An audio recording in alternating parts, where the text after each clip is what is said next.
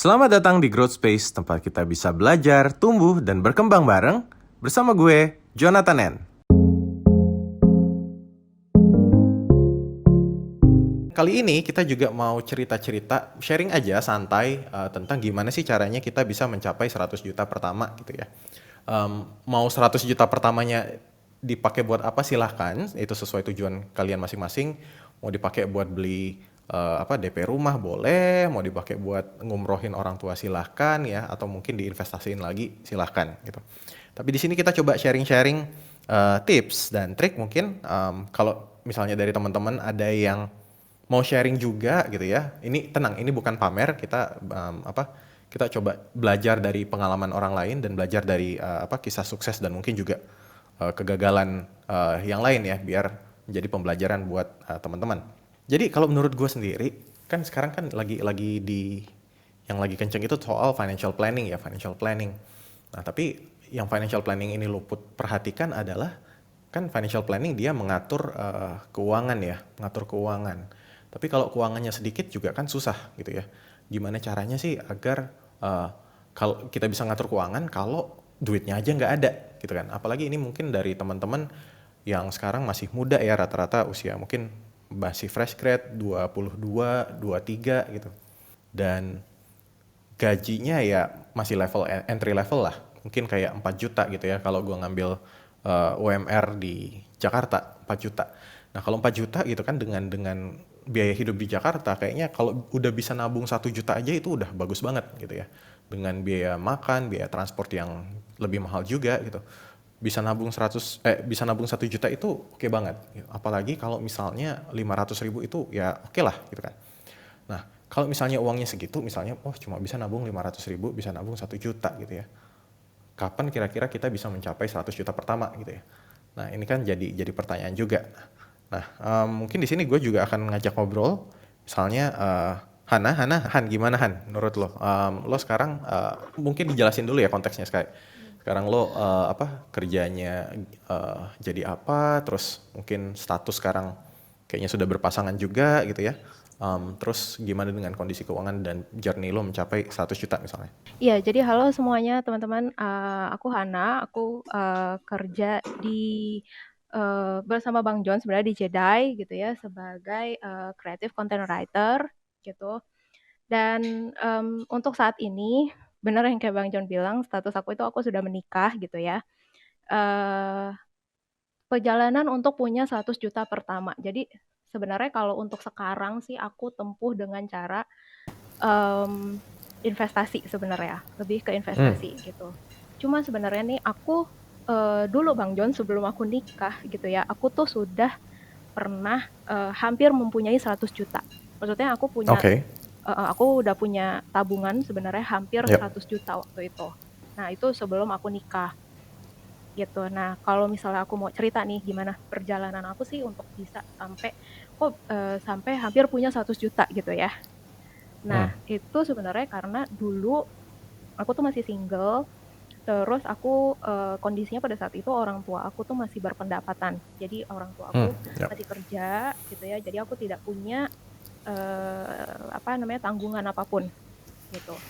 Dan sebagai fresh graduate waktu itu aku, bekerja di, satu lembaga gitu ya, dengan, gaji yang bisa dibilang itu, kalau di posisi itu mid level lah.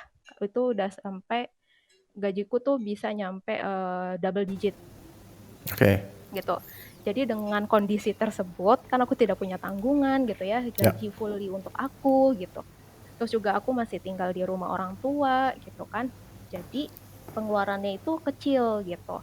Nah akhirnya Alright. di situ, yang gede adalah tabungan aku. Jadi pada saat Oke. itu tuh mau sehedon apapun aku gitu ya, tapi gaji itu tetap nyisa gitu dan nyisanya Oke. dalam sebulan itu ya bisa, 5 juta, 6 juta gitu ya. Iya, sampai akhirnya tuh 2 tahun ya aku kerja, aku tuh Mhm. bisa punya 70 sekian juta, hampir 80 juta. Mhm. Tapi kemudian setelah menikah? Nah, kemudian duit itu dipakai buat nikah. Oh, oke ya masuk akal. Oke, tapi kalau kita ngomongin ya udah, kita ngomongin dulu pas single ya. Berarti dari sisi kemampuan menghasilkan juga udah lumayan, tapi dari sisi lifestyle sendiri gimana? Kan kayaknya dari apa belasan juta mungkin sepertiga atau setengahnya udah bisa ditabung tuh kan. Tadi kamu bilang 5 juta, 6 juta. Betul. Berarti dari sisi lifestyle juga kamu apakah misalnya sederhana atau misalnya kamu traveling sana sini atau gimana? Sebenarnya dari sisi lifestyle, aku tuh baru tahu gitu ya jadi kan setelah aku nikah nih, aku punya banyak wish list lah. Dari situ aku ngerasa, oh aku tuh butuh belajar financial planning nih gitu. Nah pas belajar financial planning, aku baru tahu kalau aku itu sebenarnya terjebak yang namanya middle income trap. Aku tuh Apa tuh? masuk ke middle income trap.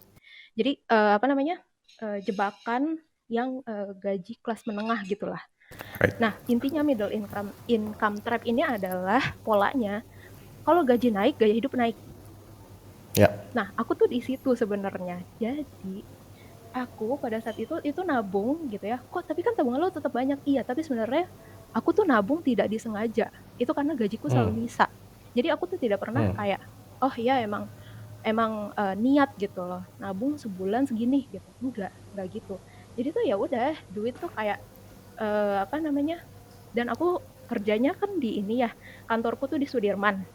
Mhm. Lebih tepatnya di Tamrin, samping Persis Sarinah. Jadi tuh di situ kan mahal. Ya, Apa namanya makan di makan? mall. Iya, makan Hmm. juga bang. Kalau misalnya nggak yang kayak apa ke warteg gitu ya, nggak jangan jangan ke kantin kantor deh. Itu mesti ke warteg. Warteg itu baru deh bisa dapat 15.000 sih nggak dapat ya, 17.000 lah gitu. Oke, Nah, oke. jadi apa? Itu aku makan ya kalau misalnya aku nggak bawa bekal dari rumah gitu ya. Aku makan udah pasti keluar sekali makan 25.000 Right. gitu. Terus Itu makannya di warteg. enggak, itu makannya di kantin kantor. Oh, oke, kantin kantor. Siap. Uh-uh, Kalau makan di mall kantin berapa? kantor. Kalau makan di mall ya pasti lebih dari itu sih. Biasanya bisa 30-50 ribu kan. Oke. Kalau di mall gitu, apalagi bareng teman-teman kan. Ya udah makin Right. santai gitu kan. Ya. Ya, nah kayak gitu sih. Jadi aku tuh memang terjebak di situ di middle income trap. Nah gaya hidup sebenarnya jadi gaya hidupku itu ya udah habis dimakan, habis di apa Ongkos? Enggak. namanya?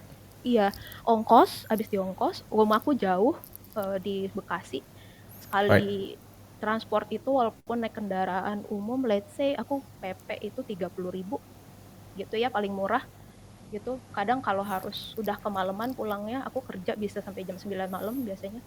Oke, Itu oke. kalau udah jam 9 malam udah nggak ada kendaraan gitu, jadi aku harus ngegojek sampai di satu titik di mana baru aku bisa naik kendaraan umum gitu. Itu lumayan mahal, gojeknya 20.000, jadi kayak let's Oke. say paling mahal 50.000 kayak gitu. Jadi abis di situ makan, Oke. belanja gitu kan.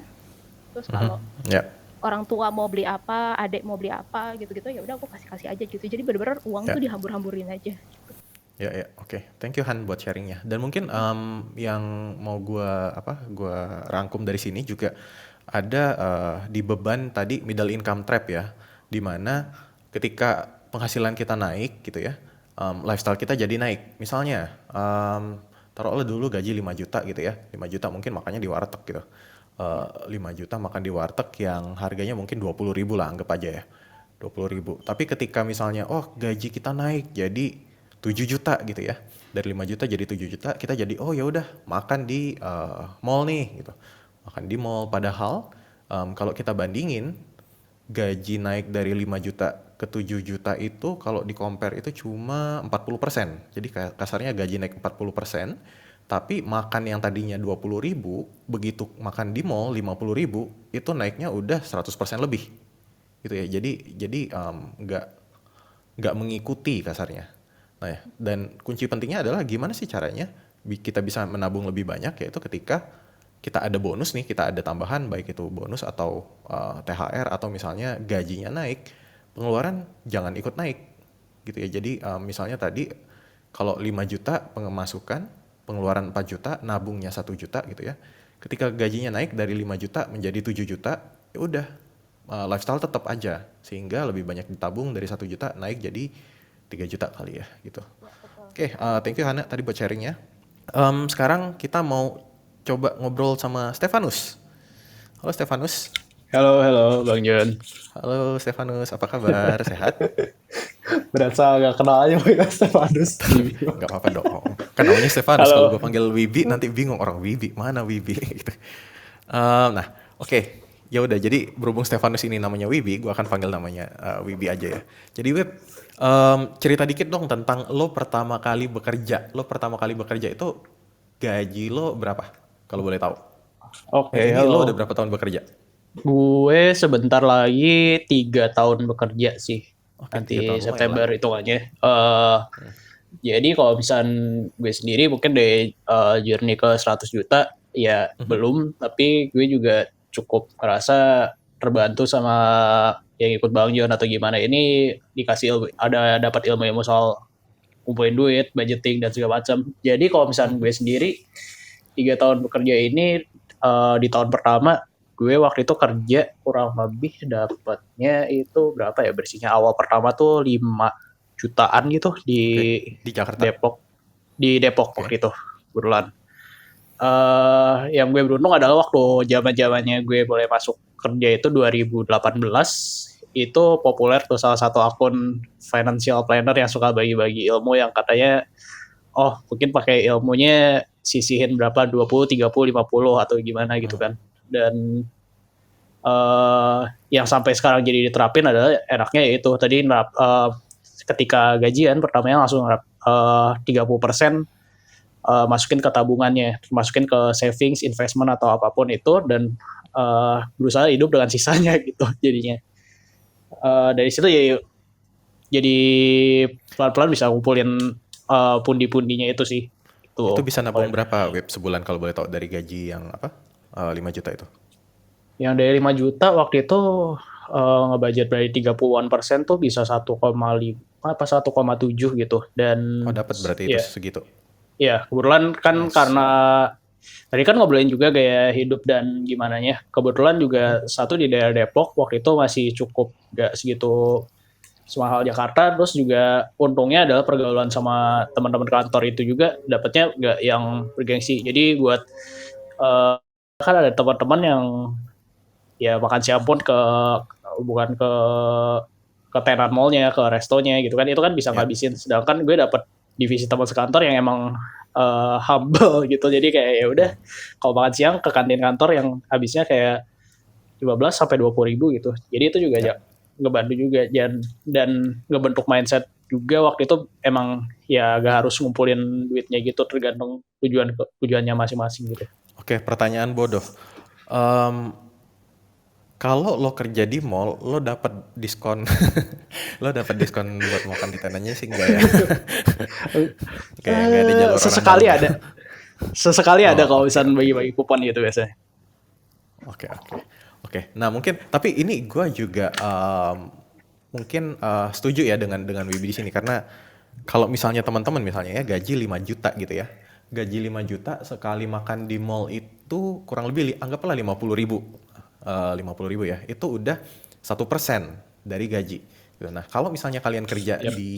di dekat mall gitu atau di mallnya di sebelah mall gitu, em, misal sebulan itu 20 hari kerja. Sebulan 20 hari kerja, 50 kali 20 itu udah 1 juta ya.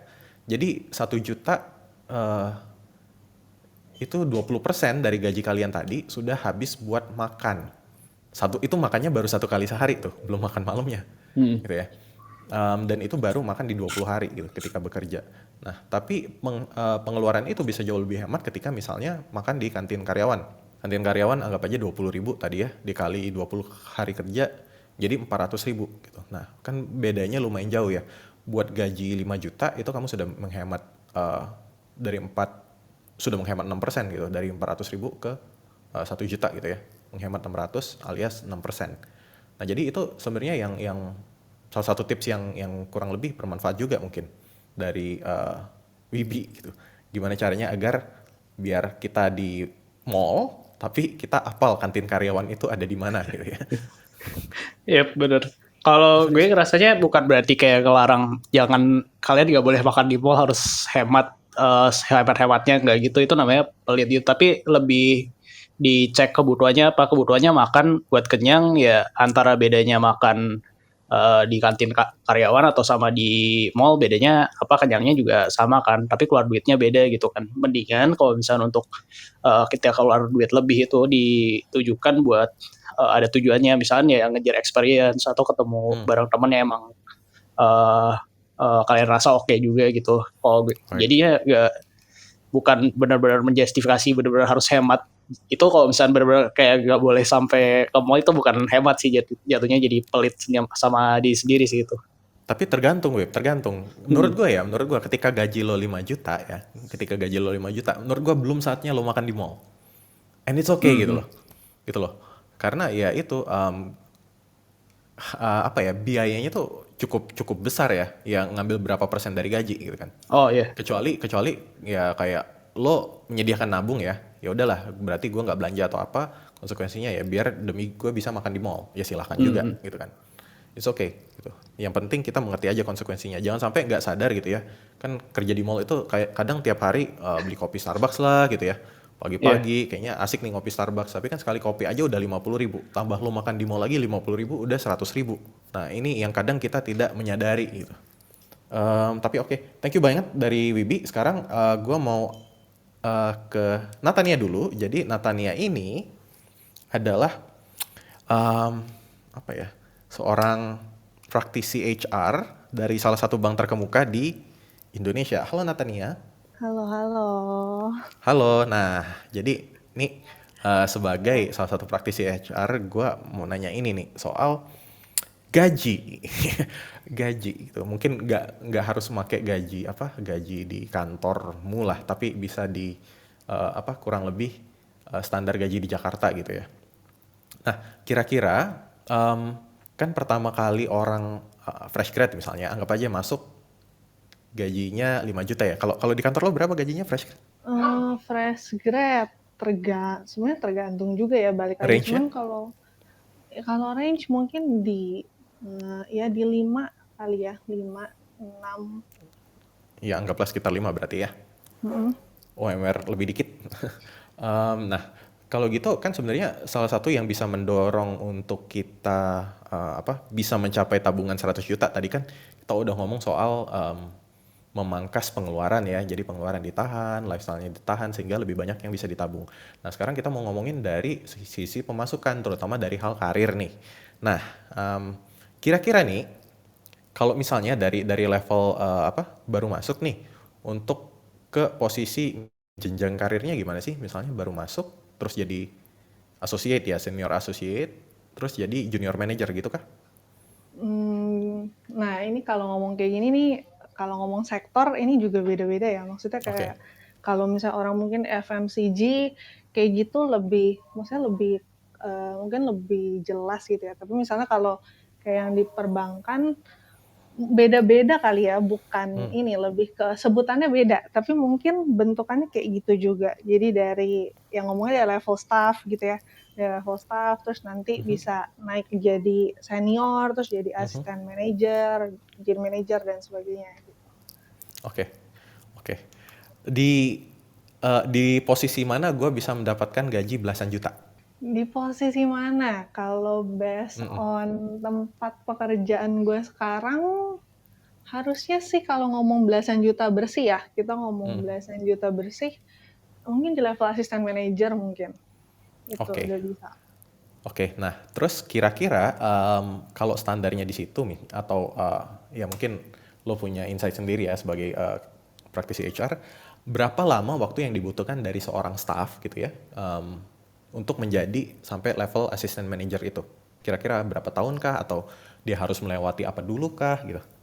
Jadi mungkin teman-teman di sini juga jadi punya jadi punya gambaran gitu. Oh, kira-kira saya baru masuk, kira-kira berapa tahun di posisi ini saya bisa meningkatkan pemasukan saya gitu. Gimana nih? Oke, kalau misalnya di case contoh di kantor gue gitu ya, itu masuk itu tuh kita ada berbagai bilangnya, startnya itu beda-beda gitu. Kalau teman-teman di sini mungkin familiar sama yang namanya MT gitu ya, atau misalnya pas masuk itu udah jalur program gitulah. Biasanya itu beda sama kalau misalnya kita masuk ke jalur dari staff gitu. Dan biasanya kalau teman-teman yang masuk ke jalur MT atau program itu biasanya ada akselerasi karir lah bilangnya gitu. Jadi mungkin dalam anggaplah 2-3 tahun misalnya gitu ya, mereka udah bisa punya percepatan karir mungkin 2 kali dibanding teman-teman yang startnya mungkin dari level staff gitu. Jadi kalau misalnya Right. kita ngomongin soal nanti bisa jadi asisten manajer kira-kira berapa tahun, ya mungkin taruhlah mungkin 4-5 tahun mungkin ya kalau kita ngomong semuanya lancar, tanpa ada drama dan sebagainya, harusnya 4-5 tahun gitu. Oke, 4-5 tahun ya. Kalau misalnya gue tidak masuk jalur Axel nih, yang tadi jalur Betul, manajemen trainee, betul. kira-kira ada nggak yang bisa gue lakukan untuk mempercepat itu? Apakah entahlah ada kompetensi yang harus gue punya dulu atau misalnya apa? Ketika berarti kita startnya sama-sama dari Jalur staff normal, gitu lah ya, jalur normal. Oke. ya. Kalau ngomongin soal ini kalau ngomong soal realistis kali ya. Hmm, Kalau misalnya ditanya apa yang bisa dilakukan, pekerjaan itu kan banyak banget ya skopnya. Maksudnya mungkin kita dikasih satu skop misalnya dari A sampai C gitu yang jadi job desk kita. Terus kemudian kalau based on apa yang udah gue alamin, tiap tahun itu kita dapat penilaian gitu kan, penilaian ya, kerja gitu. Salah satunya kita kalau di tempat gue kerja sekarang di mana lu bisa dapat salary yang nambah, terus kemudian jabatannya naik, itu kan salah satunya dinilai dari ya pencapaian kita gitu, KPI-nya gimana, setahun ini udah achieve berapa banyak anggapannya gitu. Dan kalau gue perhatiin, salah satunya itu ya gimana kita bisa responsible untuk apa ya, mencoba hal lain yang mungkin di luar skop kita gitu. Bisa jadi salah satu nilai tambah di KPI gitu. Ini kalau dari based on apa yang gue alamin ya, tapi jadinya misalnya kalau kayak tadi skopnya kita A sampai C aja, tapi kemudian kita dikasih mau atau misalnya malah kepengen gitu ya volunteer untuk kayak pengen dong Bapak Ibu gitu ya, saya pengen coba di tempat yang lain gitu, skop yang lain, walaupun misalnya masih sama-sama satu divisi. Nah, biasanya itu kehitung gitu. Itu yang jadi ya nilai tambah lah kalau KPI-nya mungkin awalnya kalau kita angkain misalnya cuma dapat 5, ya mungkin ini bisa nambah lumayan bisa jadi 6 gitu. Anggapannya kalau sederhananya ya. kayak gitu. Oke, oke. Thank you insight-nya nih. Gue jadi pengen cerita sih. Gue pernah membaca artikel pendapatan perusahaan terbuka gitu ya. Jadi pendapatan CEO perusahaan terbuka di Indonesia itu artikel tahun 2016. Nah, CEO BCA itu menempati peringkat pertama gitu ya. Dengan kayaknya dia 27 kalau nggak salah 27 miliar per tahun gitu. Yang artinya dalam sebulan itu dia bisa mendapatkan mungkin 2M ya, 2M satu bulan gitu. Nah tapi wah 2M satu bulan lumayan juga ya, siapa yang nggak pengen gaji 2M gitu. Tapi gue mencoba telusuri dia itu pertama kali bekerja di tahun 2000, tahun 2000, tahun 1979. Tahun 1979 dia pertama kali bekerja sebagai akuntan di salah satu kantor akuntan di Jakarta dan gajinya itu Rp60.000 sebulan. Rp60.000 itu kalau dihitung-hitung dengan kalkulator inflasi ya, pernah gue hitung di tahun 2021 itu setara dengan kurang lebih 2,1 juta gitu. Nah, anggap aja 2.100.000 itu kita jadiin UMR lah 4 juta ya, gitu ya. Berarti CEO BCA ini dulu juga gajinya ya kecil, gitu. Nggak nyampe baru masuk langsung berapa ratus juta, nggak gitu juga, gitu kan. Nah, tapi dari situ karena dirasa gajinya tidak cukup, dia juga nyambi jadi tukang sewa kaset video. Nah, jadi bayangin abis pulang kerja gitu ya, malam-malam nawarin ya jualan nyewain kaset video karena penghasilannya waktu itu dirasa kecil gitu. Nah, ini juga mungkin menjadi masukan buat teman-teman bahwa di satu sisi karir itu memberikan apa ya, dalam jangka panjang gitu dia bisa memberikan income juga yang jauh lebih besar, apalagi ketika misalnya posisi kamu juga sudah gede ya, yang tadi kita lihat kita dengar dari Nia tadi bilang mungkin dari staff menjadi asisten manager yang bisa dapat gaji belasan itu membutuhkan waktu 4 tahun 5 tahun gitu. Nah, pertanyaan, kalau gitu Pak Yahya Setiatmaja ini dari pertama kali kerja gitu ya, kemudian sampai akhirnya jadi CEO BCA dan mendapatkan gaji kurang lebih 2M sebulan itu, berapa lama sih yang dia butuhkan gitu ya. Ternyata gua lihat-lihat, jadi itu dia pertama kali menjadi CEO BCA itu di tahun 2011. 2011 Presiden Director itu kurang lebih 32 tahun buat dia mencapai ke situ. Gitu. 32 tahun gitu kan. Nah, jadi teman-teman dalam karir ya bersabar aja gitu ya. Karir itu it's a long term journey gitu. It's a marathon. Jadi kita pun yang penting gimana caranya agar kita mempersiapkan diri ya. Kayak Nia bilang tadi, apakah kita menambah kompetensi gitu sehingga kalau misalnya ada kesempatan yang terbuka kita bisa ngambil di kantor gitu, atau misalnya ditawarin kerjaan lain juga kita sanggup gitu. Jadi mungkin atasan bisa melihat orang ini sebagai, kita ini sebagai yang kayak, oh dia ini talented dan serba bisa nih dan berpotensi untuk misalnya dijadiin dinaikin jabatannya gitu ya. Dan juga selain itu mungkin ya side hustle, ternyata dari zaman dulu udah ada yang namanya side hustle gitu. Baik itu mau menekuni passion atau juga ya kalau kasus yang diceritain tadi untuk menambah penghasilan gitu ya. Nah, salah satunya juga mungkin ada yang menekuni bisnis. Nah, di sini juga gue mau mengundang Jill. Jill ini teman gue yang dia juga menekuni bisnis nih. Dia mempunyai bisnis skincare sendiri. Namanya No Filter. Silahkan teman-teman cari aja di Instagram gitu ya. Ada. Dan Jill, apa kabar Jill?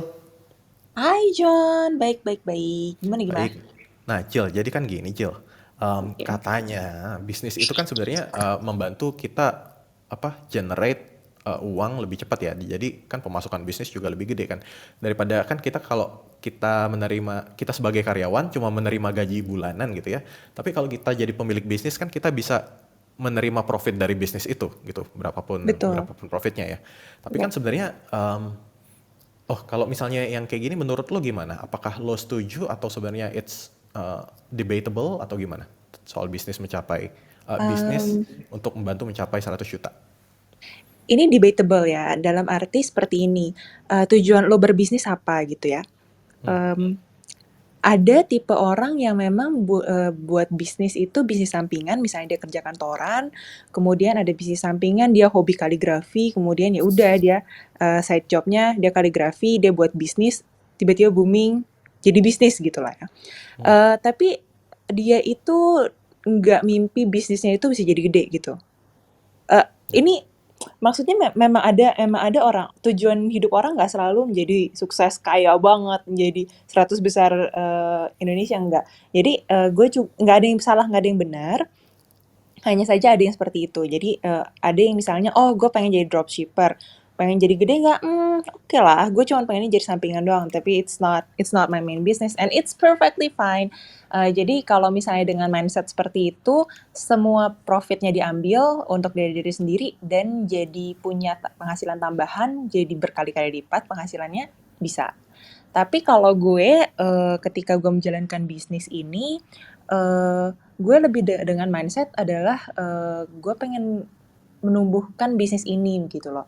Jadi kalau dengan mindset menumbuhkan bisnis, agak beda kalkulasinya. Kalkulasinya adalah tentu saja bisnis bertumbuh itu harus menggunakan capital dong. Maksudnya ada uang untuk bisa bertumbuh Modal ya. gitu ya.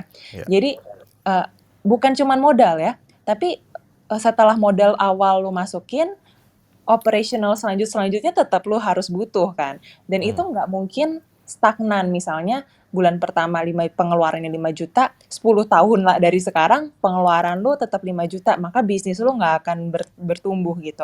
Kalau lu pengen bisnis lu bertumbuh, lu harus taruh lagi, kembangin marketingnya, kembangin produk, kembangin apa segala macam.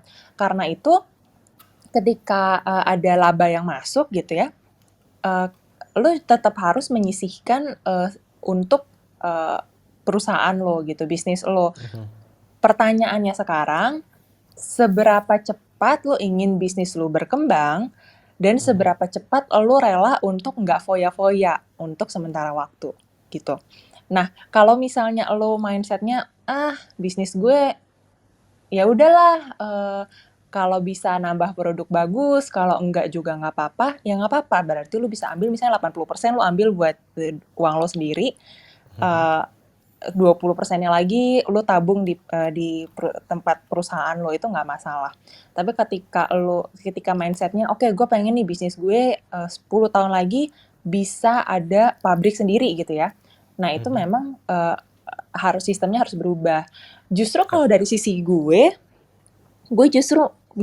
pendapatannya, maksudnya income-nya secara personal dengan membuat bisnis oke. Mhm. Tapi guenya sendiri karena gue menggaji diri gue sendiri dengan sangat Mhm. pelit gitu, karena gue pengen sisanya itu masuk ke perusahaan gue. Jadi gue merasa personally dengan membuat bisnis itu jadi berasa jauh lebih miskin dibandingkan dengan kalau gue terima gaji dari orang gitu.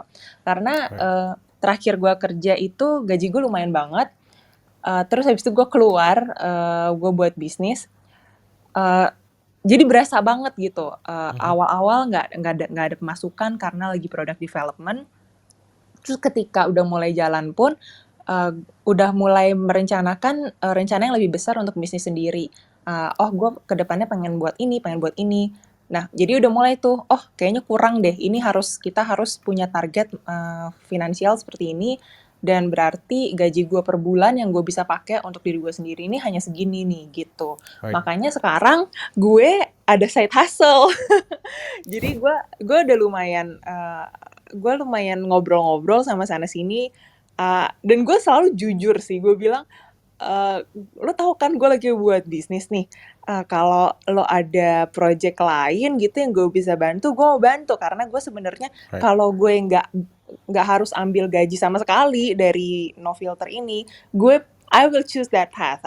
I will Yap. not take anything dari sana gitu. Oke. Jadi gue bener-bener hustle segitunya sih gitu. Oke. Jadi kalau gue rangkum berarti lo meminimalkan gaji lo di situ biar uangnya lebih banyak diputar untuk ngegadein bisnis si skincare no Betul, filter ini ya. betul. Gitu sampai di tahap kayak ya udahlah gue cari sumber pemasukan dari luar, gue side hustle lagi gitu ya. Iya, heeh. Interesting. Dan Tapi itu sesuatu hal yang sebenarnya apa ya? Gue juga nggak nyangka sih. Maksudnya gue juga mikirnya awalnya oke, ketika gue udah buat bisnis nih, pemasukan gue segini nanti per bulan, gue udah bisa foya-foya, gue bisa ke Bali, gue bisa ke Jepang, gue bisa kemana. Ternyata tidak begitu, Ferguson. Jadi kan ketika kita jalan, kita betul. juga harus merencanakan ke depan gitu ya, visi misi kita seperti apa untuk bisnis gitu sih. Right. Oke, jadi jalannya cukup panjang ya. Lumayan. Jalan itu jalan pemikirannya seperti itulah gitu. Oke. Thank you Jill buat sharingnya, dan ini juga buat Sama-sama. teman-teman kalau misalnya ada yang mau bertanya, ada yang mau ikutan sharing, silahkan raise hand aja biar nanti diangkat jadi speaker. Nah, terus ngomongin juga soal side hustle, di sini gue juga ada Kezia, jadi gue akan ngajak ngobrol Kezia. Halo Kez. Halo. Kezia ini juga dia sempat menekuni side hustle. Jadi waktu itu kayaknya di Jogja kerja di agency, tapi juga jadi makeup artist ya Kes. Betul, karena penghasilan Nah, dari agensi tidak cukup. bisa di-share nggak kira-kira, oke, mungkin kayak konteks ketika kamu di Jogja gitu ya, gaji UMR Jogja kalau nggak salah 2 juta ya? Atau kurang? 1,9. Oh 1,9, baik. 1,9, tapi itu mencukupi nggak untuk biaya hidup di Jogja? Sebenarnya aku kan di Jogja juga ngekos ya. Sebenarnya itu mepet. Oke. Itu mepet banget karena kebetulan aku beruntungnya dapat kos yang 250.000 sebulan dan itu udah lengkap. Ada apa itu? Kasurnya kasur atau Iya, kasurnya ada tikar? kasur. Ada kasur, Oke. ada tempat tidurnya, ada busa, ada lemari, ada rak. Udah dapat kipas AC? juga. Enggak, Kipas, kipas. Kamar mandi luar? Kamar mandi luar. Oke. Gitu. Nah, Terus terus gimana ceritanya awal kamu memulai side hustle jadi makeup artist? sebenarnya itu sih udah dari sebelum kerja di agensi ya. Jadi sembari kuliah tuh emang udah ada bisnis. Jadi dulu aku juga ada bisnis snack buket. Itu aku running sama temanku bertiga. Terus aku juga ambil side hustle jadi makeup artist. Sebenarnya makeup artist sih ini aku udah otodidak ya. Pernah ikut kelas sekali juga, terus akhirnya bisa dicuanin, ya udah banyak juga yang teman-teman yang iseng kayak aku mau dong di make upin, bayarnya berapa segala macam, akhirnya bikinlah red card kayak Oke. gitu. Itu ikut kelas makeupnya berapa tuh? Ikut kelas make upnya itu 1 juta. 1 juta ya. 1 juta. Dan ketika penghasilan pertama jadi makeup artist? Penghasilan pertama jadi makeup artist itu masih receh. Jadi kayak aku kan nggak berani patok mahal. Jadi paling cuma 100, 150. Tapi ketika lama-lama temenku ada yang mau prewedding, skillku juga udah meningkat karena udah sering latihan. Aku bisa tarik 900 sampai 1,5. Itu untuk prewed. Kayak Oke. gitu. Dan kamu membeli makeupnya itu berapa semuanya peralatan? Aduh, kalau peralatan, kalau total ya. Pengen tahu modal di awalnya berapa sih? Gitu. Sebenarnya kalau modal di awal 10 sampai 15 juta, tapi karena aku juga cicil ya. Jadi juga Ya. kebetulan box makeup juga dikasih sama temen. Jadi kayak waktu itu dapat hadiah dari teman-teman, dibeliin ring light, dibeliin box makeup. Jadi memiliki teman yang suportif juga suatu keberuntungan. Terus aku tinggal beli makeupnya aja sama toolsnya yang lain. Jadi ya itu nyicil ya, paling sebulan itu pengeluaran rutin dari makeup itu 1 sampai 1,5 juta untuk beli. 1,5 juta. Untuk dapat berapa penghasilan bulanan, pemasukan tambahan? Pemasukan tambahan itu di 3 sampai 4 juta. Oh, lumayan. Oke, nice.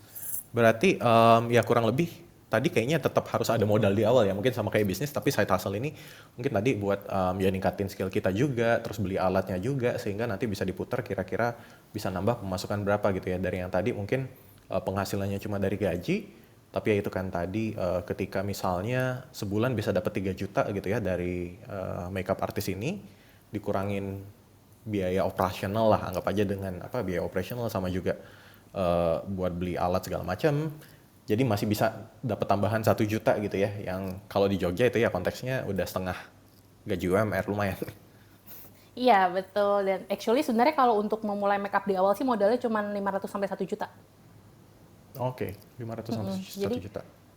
dulu modalnya cuma segitu iseng-iseng, tapi dulu sih masih cuma buat makeup wisuda sama buat party doang. Nggak berani yang prewed. Kalau yang prewed baru aku beli-beli alat-alat itu. Oke. Dan selain itu kamu juga belajar sendiri otodidak dari YouTube atau gimana gitu? Iya. Atau ngikut influencer? Awal itu cuma dari YouTube influencer. Bener-bener dari cuma YouTube doang. Kayak terus ada makeup artist juga bikin YouTube.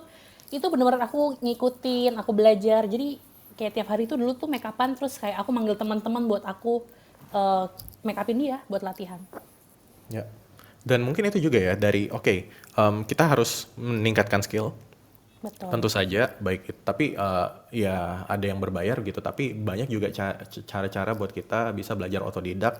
Dan juga yang paling penting sih sebenarnya ada teman-teman juga mungkin bisa mencoba kira-kira skill apa nih yang kira-kira teman-teman bisa atau teman-teman sukain di situ, jadi digelutin biar jam terbangnya juga nambah. Kalau jam terbang nambah, hopefully hasilnya akan lebih bagus, sehingga yang tadi harganya misalnya receh dari 100-200 kemudian bisa naik jadi 900 bahkan 1 juta gitu ya. Oke, thank you Kezia buat sharing-sharing. Nah, kita sekarang sudah kedatangan Bagus. Halo Bagus. Halo. Bagus mau nanya atau mau sharing juga atau mau gimana? Lebih mau sharing sih sebenarnya ke teman-teman semua. Oke, silakan Gus. Oke, jadi selamat malam ya teman-teman semua, dan Bang Jo, terima kasih kesempatannya. Jadi kalau dari aku sih sebenarnya untuk mencapai 100 juta pertamaku, alhamdulillah itu kecapaian dalam waktu kurang dari 2 tahun. Nah, salah satu cara yang menurut aku sangat powerful ya, yang di aku itu yang bisa banget bantu aku adalah buat financial budget sama financial plan per bulan. Itu kalau aku buatnya biasanya di Excel. Nah, itu Maksudnya gimana tuh financial budget per bulan? jadi gini, jadi biasanya aku per bulan itu ada masukin income dan outcome aku yang kira-kira akan keluar pada bulan itu. Jadi misalnya kira-kira nih ya, aku misalnya bulan ini dapat gajinya 10 juta misal gitu. Tapi aku udah perkirakan, oh di bulan ini aku ada bayar cicilan kira-kira segini. Terus misalnya aku ada apa namanya, ada kebutuhan untuk beli ini. Jadi benar-benar udah dirinci outcome-nya, sehingga akhirnya kita tahu nih dengan jelas berapa budget yang tersisa dan bisa kita pakai. Jadi kalau aku caranya begitu. Jadi aku bikin financial plan per bulannya dengan menggunakan Excel. Terus apa namanya, setiap bulannya juga aku juga menggunakan ada namanya aplikasi Money Lover, itu buat tracking spending aku supaya nggak over budget dari budget yang udah aku sisihkan per bulannya, gitu sih. Mencatat Terus pengeluaran ya. iya, terus habis itu juga salah satu yang sangat membantu adalah uh, kalau dari aku itu kita join bisnis sama teman. Jadi aku kan karena sambil kerja, jadi nggak mungkin belum punya waktu cukup untuk misalnya untuk menseriusi suatu bisnis, tapi aku punya kapital yang mungkin bisa aku putar gitu. Akhirnya di situ aku apa namanya, mencari teman aku yang misalnya punya apa namanya, punya bisnis. Akhirnya aku ngobrol gitu, pendekatan sama dia, dan akhirnya jadi salah satu investornya dia. Dan di situ sebenarnya buat teman-teman yang mungkin pengen mencoba bisnis tapi mungkin terkendala dengan pekerjaan main jobnya, itu mungkin adalah salah satu alternatif yang mungkin bisa dicoba gitu sih teman-teman. Gitu sih Oke. Bang Jo. Oke, nice. Thank you banget Bagus buat sharingnya. Sama-sama. Ya, dan ya itu bagus banget sih insight-nya. Dengan mencatat pengeluaran itu, jadi kita secara nggak langsung em, jadi sadar ya, oh oke kita udah keluar berapa gitu ya. Karena banyak orang-orang yang kayak oke pakai dulu, tiba-tiba loh kok tinggal segini gitu kan, karena nggak sadar juga. Dan juga ketika kita sudah mencatat gitu ya, kita review, oh kita bisa jadi tahu, oh ternyata bulan lalu ini habis buat makan nih gitu. Wah beli boba sampai 500.000, ngapain aja nih gitu kan. Jadi teman-teman juga bisa mengevaluasi apakah ini habit yang bagus gitu ya, apakah mau dilanjutkan atau misalnya diganti gitu. Kalau dari gue juga, gue mau nambahin mungkin salah satu cara untuk mencapai 100 juta pertama yang pastinya menurut gue bukan investasi gitu. Kenapa? Karena investasi itu dia apa ya, jumlahnya itu cukup kecil. Taruhlah begini, investasi, anggap aja kita punya uang tabungan 10 juta ya. Kita punya tabungan 10 juta, kalau kita investasi dengan return 10% per tahun, itu setahun kita dapat 1 juta.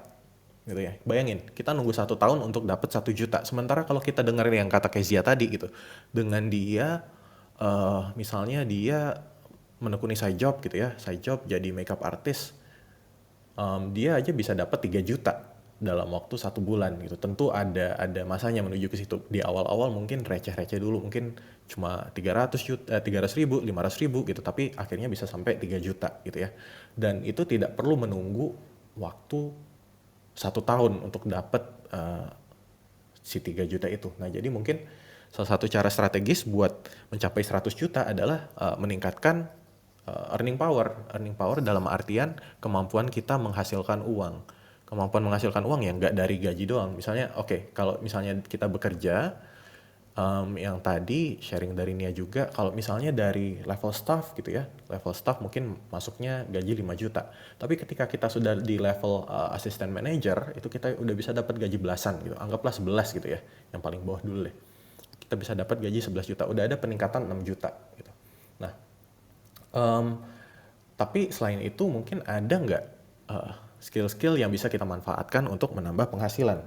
Misalnya ya tadi skill makeup artist, atau misalnya kita jago masak, kita jago bikin kue gitu, kita bisa di akhir pekan gitu, atau malam-malam kita baking gitu buat kita jual besoknya gitu ya. Akhir pekan juga bisa jualan gitu, sehingga ada pemasukan tambahan gitu. Dan ingat, pemasukan tambahan ini mungkin bisa kita putar dulu gitu kan. Kalau kata Jill tadi, diputar buat apa, memperbesar bisnis kita. Ibaratnya gue mau ngambil contoh, kalau misalnya kita bikin warung gitu ya, kita bikin warung di depan rumah gitu. Warung jualan shampoo, jualan snack, jualan apalah gitu ya, autan segala macam, you name it. Nah mungkin warung kecil gitu ya, tapi dari situ kita bisa dapat profit 1 juta. Dan kemudian kita mikir, 1 juta ini diapain ya gitu ya. 1 juta oke, kalau 1 juta langsung 1 juta oke, aku mau beli baju gitu ya, harganya 1 juta. Ya udah 1 jutanya langsung habis. Tapi kalau misalnya 1 juta aku mau investasi gitu ya. Investasi oke, 1 juta diinvestasiin mungkin yang tadi, kalau misalnya 10%, Jadi 1 tahun dia cuma nambah 100.000. Bayangin, kalian mau nunggu 1 tahun buat nambah 100.000? Tapi ini bukan berarti gue bilang nggak boleh investasi ya. Investasi itu boleh, tapi mungkin ketika nominalnya sudah besar, hasilnya optimal. Misalnya, kalau kalian punya 100 juta, kalian investasikan 10%, setahun itu nambah 10 juta. Lumayan setahun nambah 10 juta gitu kan. Tapi kalau cuma nambah 100.000, ngapain nunggu setahun buat mendapatkan 100.000 gitu ya. Nah, oke, tapi kalau tadi warung profitnya 1 juta sebulan, kita coba beli kulkas gitu. Beli kulkas biar bisa jual minuman dingin, biar bisa jualan es krim, biar bisa jualan makanan beku gitu ya. Jadi yang tadi 1 juta profitnya kita tabung dulu gitu, kita cari kulkas harga 2 jutaan gitu ya. Jadi ketika duit udah 3 bulan gitu, kita beli tuh kulkas 2 juta. Nah, dari 2 juta profitnya bisa uangnya kita putar, profitnya bisa nambah lagi karena ya tadi udah ada minuman dingin, udah ada lebih banyak barang lah gitu, sehingga profitnya bisa bertambah. Dari 1 juta mungkin jadi 2 juta. Nah, dari 2 juta kita tabung lagi gitu kan. Apakah langsung diinvestasin? Ya diinvestasin lagi-lagi, setahun cuma nambah 200.000, ngapain gitu. Tapi ketika kita putar gitu ya, kita tabung lagi, misalnya kita beli motor second harganya 10 juta, kita modif ya. Sehingga dia bisa ngangkut galon, kita bisa ngangkut gas gitu, jualannya jadi lebih banyak, profitnya juga meningkat gitu kan. Sekarang jualan gas dan galon ya. Dan kita yang tadinya cuma melayani satu jalan, sekarang kita jadi bisa melayani satu kompleks gitu ya.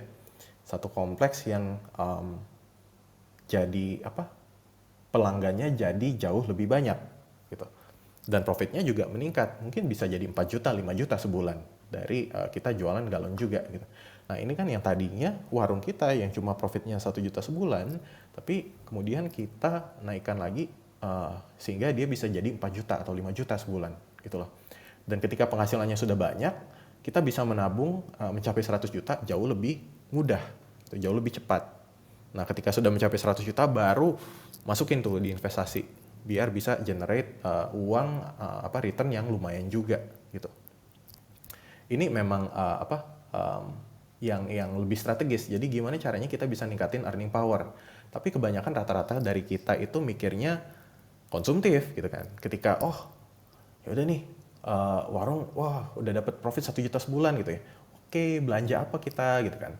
Begitu gajian belanja apa? Dapat THR, dapat bonus. Oke, mau beli ini, mau beli barang itu gitu. Mau beli sepatu, mau beli apa lagi, mau liburan kemana gitu ya. Nah, jadi ironisnya adalah kita itu bisa menyiapkan budget sampai 10 juta, 5 juta sampai 10 juta buat liburan gitu ya. Tapi kita nggak menyediakan budget untuk pengembangan diri. Pengembangan diri dalam artian apa? Nambah skill. Kayak Kezia tadi, gue belajar makeup gitu ya, gue keluar duit 1 juta, tapi itu bisa membantu gue menghasilkan 3 juta gitu. Nah, itu kan lebih enak daripada gue keluar duit 1 juta buat beli barang, beli sepatu, tapi kemudian apa gitu. Jadi mindset yang perlu dipikirin adalah how can my money generate more money gitu. Itu loh. Jadi tadi dengan pelatihan, dengan kita ikut menambah kompetensi gitu ya. Kalau nyokap gue zaman dulu dia pernah cerita, iya, mama dulu sampai ngumpulin duit buat bisa kursus jahit. Gitu. Ngapain kursus jahit? Ya biar bisa jahit dan ada pemasukan gitu kan. Dengan jadi penjahit bisa jahit baju segala macam, pemasukannya juga bertambah gitu loh. Nah, sayangnya dari kita sekarang mungkin kita nggak mikir ke arah situ ya, nggak mikir sesuatu yang produktif, mostly konsumtif gitu. Apalagi dengan adanya social media kan, di mana kita ada beban buat sharing, pengen dilihat sukses, pengen dilihat keren gitu. Sehingga kadang kita malah jadi nggak wise dalam melakukan perencanaan keuangan kita gitu. Semisal kalau misalnya liburan ke Jepang asik nih gitu ya, anggap aja nggak lagi COVID deh, liburan ke Jepang asik nih, tiketnya harganya 12 juta, aduh tabungan cuma 6 juta, ya udahlah gesek aja dulu, gesek kartu kredit, ngutang dulu gitu. Itu kan yang akhirnya kita jadi harus bayar bunga kartu kredit gitu. Nah, sayang sekali gitu. Jadi teman-teman coba di sini juga yang sudah dengar dari pertama, terima kasih. Tapi coba kita ganti mindsetnya ya, gimana caranya agar kompetensi kita bertambah sehingga tadinya kita earning power-nya juga jadi bisa bertambah gitu. Earning power ini kita nggak cuma ngomongin dari gaji ya, gitu. Kita nggak ngomongin gaji, bisa dari side job, bisa jadi kalian content creator, kalian bikin YouTube dapat pemasukan dari AdSense, boleh, itu juga termasuk pemasukan lah.